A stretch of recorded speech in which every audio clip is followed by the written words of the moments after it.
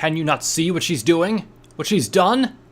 Everything she's touched twists into corrupted form of itself. Every word she speaks is woven with lies, and her love of the fleet, that does not exist, for she loves nothing. Not even herself. Please hear my words. Do not let her damn us any further.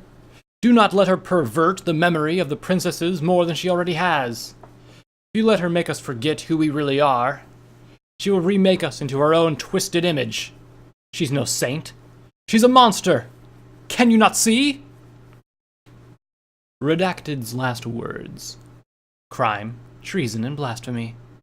Year 17 of the new era. I don't know why I didn't think about it before. It was oblivious that the best way to do all of this. Also, the reward, the filling my stomach up reward. Prism Paint's ability to turn herself and me invisible was exactly what I needed to get in and out. But before I could plant the bombs, I needed to eat, and so Prism had taken me to the cafeteria. My stomach would have protested otherwise. These assholes had everything and more. More food than I could eat in a year. At first, I just shoved in what I could find in my mouth, not even tasting anything that I ate. But after a wave of relief came over me, I finally slowed down and looked at what I was throwing into me. I expected the apples, dry fruit, seaweed, and fish, but there was a bunch I didn't even recognize. A bunch of yellow stick-like stuff, levitated in Prism's magic. So, they even have hay out here. It even looks like fresh, not 100 years old, she said, lifting some red squishy thing. I've never seen this before. Taking a bite out of it, it squirted out, hitting me in the face. Taking a lick of the stuff, it wasn't bad. Swallowing the weird red fruit, Prism smiled. I like it. Looking around, I found my own jackpot, coconut water, and pineapples. If I could get this stuff out to Cargo Town, I would be fucking rich. But I was still really hungry, so I used my sword to slice the pineapple and eat it. The coconut water helped push everything down. Hey Prism, let's take a bunch of this stuff with us. She nodded and levitated a nearby saddlebag. It was nothing much, an old and repatched bag, but it also looked strong. Into the saddlebag she put a bunch of bottles of coconut water, the dried fruit, and a few of the fresh fruits. My stomach grumbled again. Though I'd eaten all that fruit, it still wasn't enough. Biting into a raw fish, I don't know why, I was already chewing before I realized I was eating a fish head. It wasn't that bad. Crunchy, but I'd eaten worse. So I ate the rest, spitting out the scales and bones. Looking for more, I found a box with the fish parts already cut up. So I dug in. What are you doing? Prism's voice came from behind me. Looking back at her, I smiled. Some of the fish parts were sticking to me. She looked shocked again, but at the same time it made me want to giggle. Stay still. Your face is covered in blood. She levitated a rag and used it to cover my mouth, pushing it against me. Now, if you are feeling better enough to be fooling around, then we must both go. Okay, but let's plant the bombs first. She raised an eyebrow at me. A young mare should not be playing with bombs. I huffed. Oh, you get to break a pony in half, but I can't blow them up? Cunt. That was different. I was protecting you. Right, this shit again. Does she have some sort of save the fillies complex? I heard of a mare like that once. Turned out she just wanted to sleep with them and touch them. Crossing my hooves, it was a long shot, but if I used her to save ponies against her, I think I can get Prism to work for me. So I smirked. And I'm protecting the ponies of the city. How so? By committing murder? You think that one guard's the only pony who likes little foals? For them, they're all fair game. And every pony looks the other way out of fear. This was of course a lie. Well, more like a half-truth. No pony wanted to mess with the security, but I had her tales of guards getting gutted for trying to extort money from some of the ponies of Cargo Town. As for Hull Town, the guards I knew never went down there, even in groups. But now, to sell Prism on the truth, Victoria has a plan, and the respect of the ponies in this city. If I do this, I'm helping her make the city better. Prism Pain scrunched her face a little, but quickly regained her composure. Fine, but if she asks you to do any more dangerous things, I'll not let that happen. She levitated the explosives over to me. Arming each of them, I placed them in the back of the cabinets that were along the floor. I didn't know how powerful the pipe bombs were, but I knew which would be big enough to wreck the whole kitchen. If there was one place that we could hit and get the guards running out of vengeance, it would be blowing up their food. I grabbed a strand of seaweed right as we turned invisible, slurping it down before we stepped out of the kitchen. The whole invisibility thing was awesome, allowing me to simply walk past rooms filled with guards without being seen. There was just one problem. Victoria needed to see me leave the security tower. So, standing at the door outside, and once open, it would be a straight run into Cargo Town. I knew what my next move would be. Prism Paint? Yes, Star Charter. We need to split up from here. Victoria needs to see me leave here so she'll know to set off the bombs. After that, I need to run to Hull Town. We can meet up there. I do not like this. This is the easy part. All I have to do is run away. That's all. I heard Prism sigh. Fine, but I'll be keeping an eye on you. Creepy much? Okay, but can you go first? Knock over any guard out there for me? Certainly. With a wave of magic, the heavy metal door flew open. I saw a guard on the other side be knocked off his hooves by an invisible force. Now run, and stay safe. Becoming visible, I readied myself to run, getting low to the ground with the goal in sight. With a burst of speed, I galloped out of the tower, only jumping so I could get over the guard pony on the ground, using his face as a springboard to gain more momentum. Cargo Town was not that far away. But I was going over a large open space with no cover. The guard ponies at the top of the tower just decided to... Fucking shit. They were already firing at me. Typical assholes. They nearly shot me in the head. The sound of the speeding bullet passing right by my ear. The sound of a low pop and a rumbling came from behind me. No more gunshots. My best guess was that Victoria had set off the explosives, and the guards were confused as to what just happened. This was good for me, as it gave me a chance to get back to Cargo Town. I slid back into Cargo Town with a scream. One of the guards had gotten me in the back right leg. Getting myself back up, I limped over to the Cargo Town. The cloth covering me had not protected me against bullets, but it did keep the tower ponies from observing everything ponies did in Cargo Town. So it was not much, but at least they would not be able to snipe at me here. But they would come after me. Quickly, I used my bandana to wrap around the bullet hole to stop the bleeding. Going to be a light red to a deep dark red. The pain was bad, but in truth, not much worse than being beaten, stabbed, or dropped into icy cold water. So I sucked it up and began walking to Hull Town. Sadly, the pain of the leg was too much for me to use it, so it was more like a slow limp away, leaving a slow trail of blood behind me. The ponies of Cargo Town had all gotten out of the streets, and were now just watching me from the safety of their cargo homes. It was so quiet I could hear them whispering to themselves, locking doors and readying weapons. Most of the ponies were making bets on how I was going to be executed, their voices just loud enough to hear me. Assholes. A siren went off behind me, a loud echo that had echoed through Cargo Town. The siren meant that security was going in for a raid, which meant that I'd really pissed them off, and they were coming to kill me, and have fun doing it. Pushing myself further, I could see the edge of Cargo Town in sight. Each step hurt as I did my best to hold up my back leg, but even the act of keeping off the ground was painful. A bullet ricocheted next to my hooves. Turning around, I saw a pony in power armor, flanked by 10 guard ponies. Go no further, shiprat! I didn't know how much about the power armor, but I could see it had an intimidating visage on it. The armor color was a dull gray and rust color to it. Cables and tubes connected one piece of the armor to the next. Poking out of the pony's shoulders and hips were large light bulbs that small bolts of lightning jumped from, and from one bulb to the next.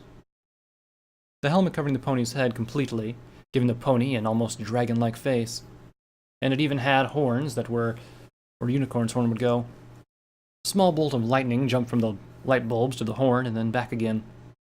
The 10 guards quickly surrounded me, cutting me off from any exit I could run to.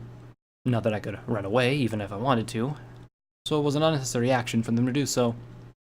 The power-armored pony walked up to me, each step thudding to the ground. "Tell me where Victoria Rosary is. And don't play dumb. That stunt you pulled has relation all over it. Now, tell me where the half-dead mare is hiding, or should I put a bullet through your neck, like I did to her?" The power-armored pony lifted a large rifle in his magic, the rest at the end of the barrel on my neck. "Give me an excuse to kill you, shiprat." This asshole thinks Victoria's in hiding, and that the bombs were just payback. I couldn't help but laugh at that. The power-armored pony laughed as my pistol whipped me with a 10mm pistol, knocked me back to the ground. This time, the rifle didn't rest on my neck. He was using it to hold me down by the neck. "Thank you." I heard a switch be pulled on the rifle. I closed my eyes. My ears rang louder than they ever had before, but I was alive. Did prism paint save me again? No, that'd be bad. Taking out one guard maybe, but there was 10 of them, and a pony in power armor. "Show no mercy! Kill 'em all!" Opening my eyes, I saw a carving doll hovering above the power-armored pony, who had been knocked to his side. Gunfire erupted all around me as the corpse brigade rushed out from their hiding spots, guns blazing. Blood started flying almost as soon as the first gunshot had gone off. 3 of the guards were dead, writhing the first few seconds. The rest of them ducked for cover. The Corps Brigade had taken higher positions, shooting lead down at the guards every time they tried to counterattack. Carving doll swooped over me, carried me to cover. In cover, she produced a healing potion, and I greedily drank it down. "I did good, right?" She smiled. "Kid, I want you to be my little sister." "I want to be Victoria's little sister." She ruffled my mane. "Let's just settle that. We're one big family, huh?" I giggled. But then I stopped. The fucking power-armored pony was walking through the rain of gunfire like it was a simple water drop. His gun pointed at us as he reloaded. A Corps Brigade ganger jumped out at him, but he quickly pulled out his 10mm and added a new hole to the pony's head. "Not bad, but not good enough to take me down." I ducked just in time for the bullet to miss me. "I've already called for reinforcements. Your little temper tantrum has only sealed all of your fates.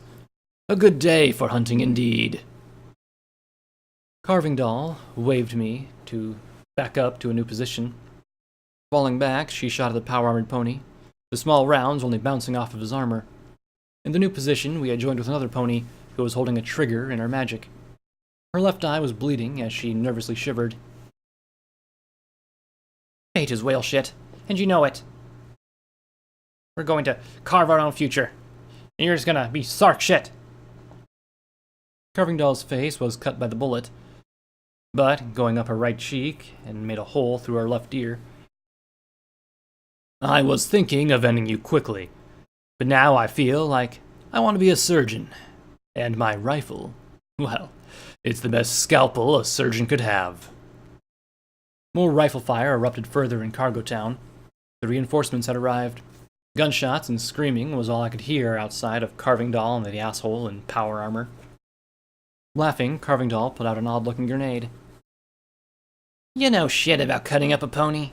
Why don't you come over here and I'll teach you a thing or two?" She smirked, leaning into me, and whispered, "This is how you kill an asshole in power armor."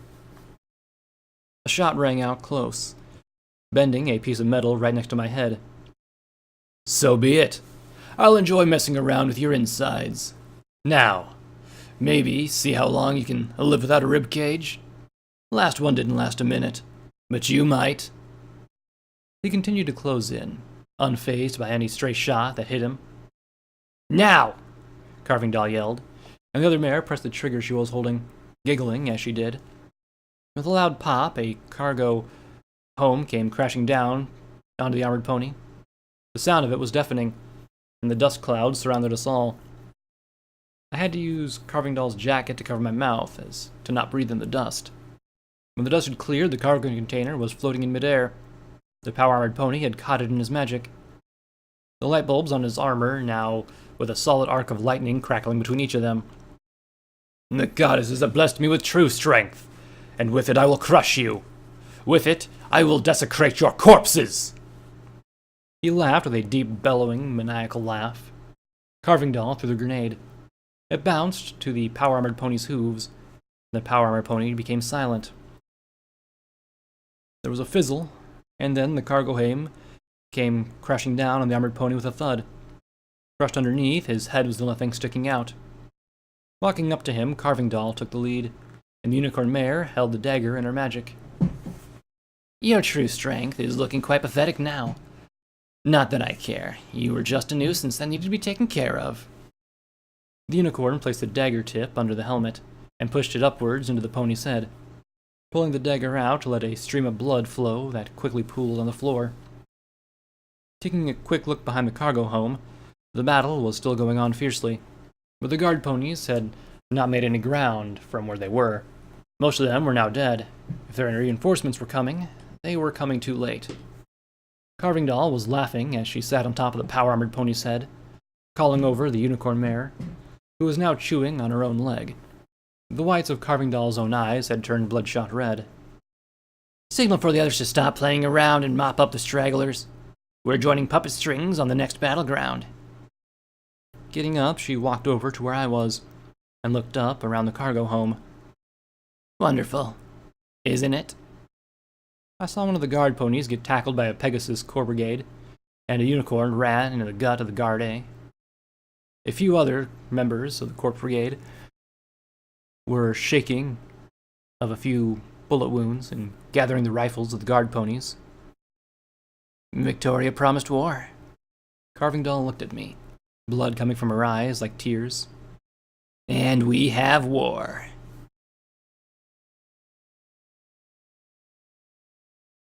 Over the dead speakers that littered the ships, white noise erupted loudly. I had thought they were all broken down or crumbling to uselessness. But, like all the other ponies that had told me they no longer work, I was proven wrong.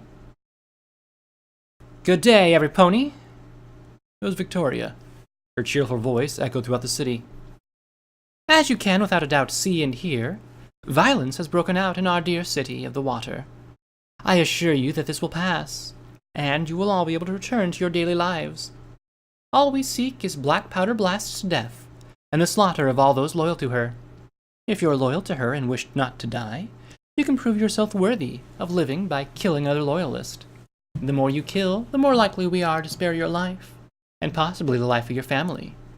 So remember, there is a way out, with the exception of Black Powder Blast. Have a nice day.